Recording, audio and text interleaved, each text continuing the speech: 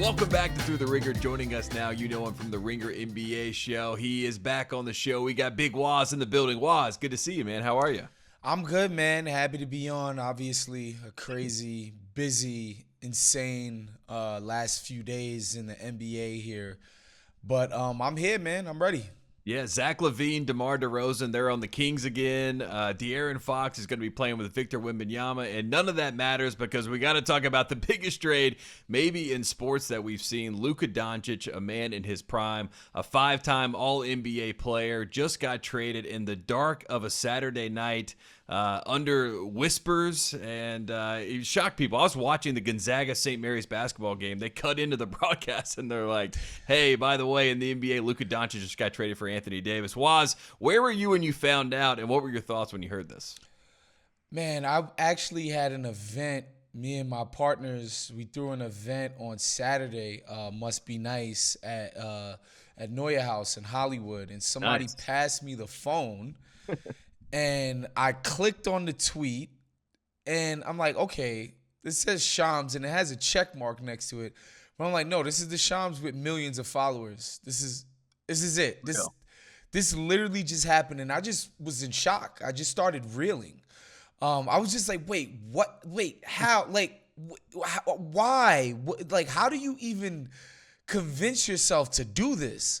And initially I was just like, yo, maybe, because I had heard that I heard this, and I've potted about it too, that the reason the Lakers were very reluctant to like go all in on LeBron and AD and just kneecap their future is because they're like, yo, we're gonna get the next great Laker here at some point, and we don't want our future to be just completely handicapped by trying to preserve whatever Bron and AD have left.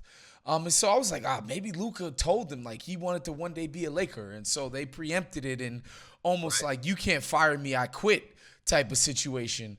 But the more you talk to people, man, the more I've talked to people and gotten some, more clarity and listening to other people and reading other people that are in the know, it seems like this was not some preemptive move. It seems like Dallas's management had become completely dissatisfied by Luka Doncic and traded him, which is absolutely, unequivocally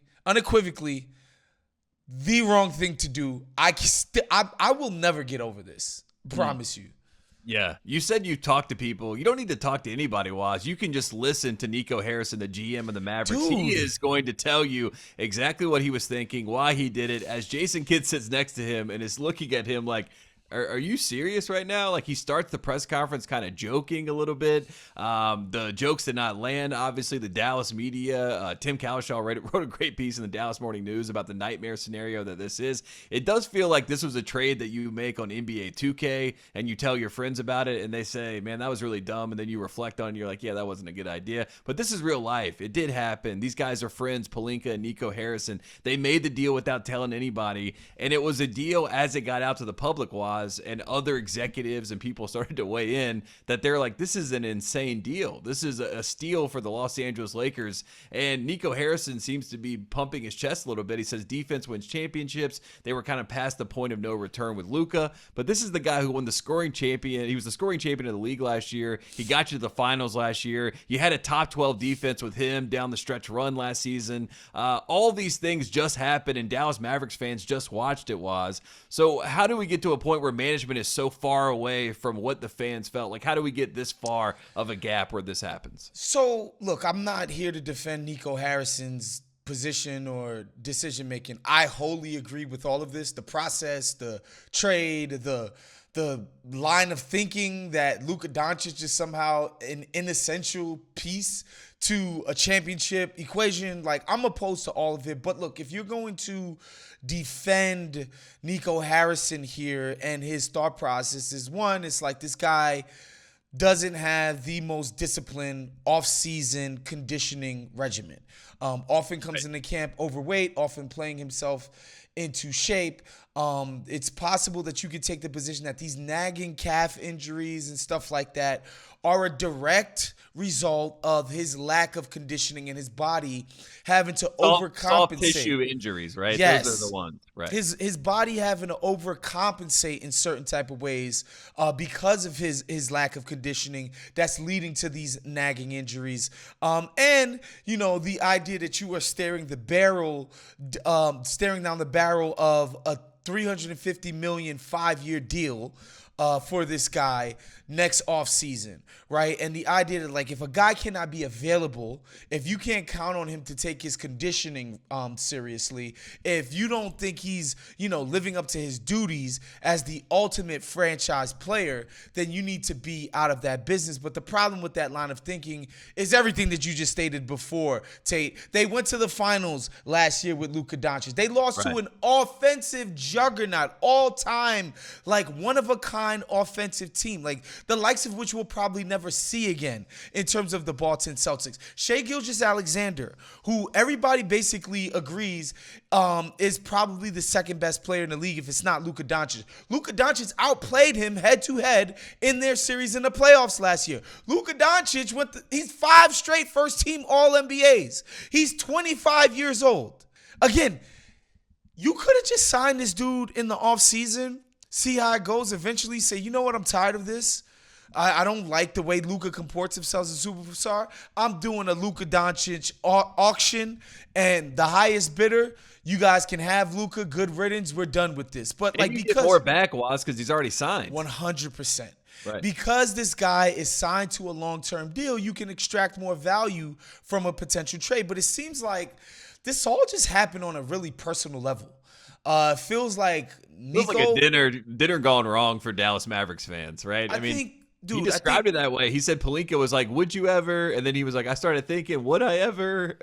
and this is where we ended up. I do want to talk about Dallas. Obviously, there is the Lakers side of this, which is the Luka. They're celebrating. They're having a good time. But AD in Dallas, it is kind of fascinating when you look at the core of this group. It's all the number twos of, like we talked about, Curry versus LeBron always, right? But these are the quote-unquote number twos, but they're really number one talent. So now you have Kyrie, AD, and Klay all together playing in Dallas. It's giving me like Houston Rockets with Scottie Pippen, Charles Barkley flashbacks. Exactly. A little bit, but do they have a chance where they could make a run this year? And if they did make a run and say they won the championship, does that make the Luka trade less harsh of a feeling? Because right now it feels like nothing can salvage that feeling. Look, this team would have been a sick lineup back in 2018 for sure. Okay? The problem for the Mavs is that it's 2025. They have absolutely no shot creation whatsoever outside of Kyrie Irving. Even AD, as much as I love him, as much as he's an all-NBA kind of player, he is more of a finisher than an initiator, right? And so he's not your, fulcrum of an elite offense. Give the ball to AD, get the hell out of the way, and nothing but, insane offensive efficiency is going to follow.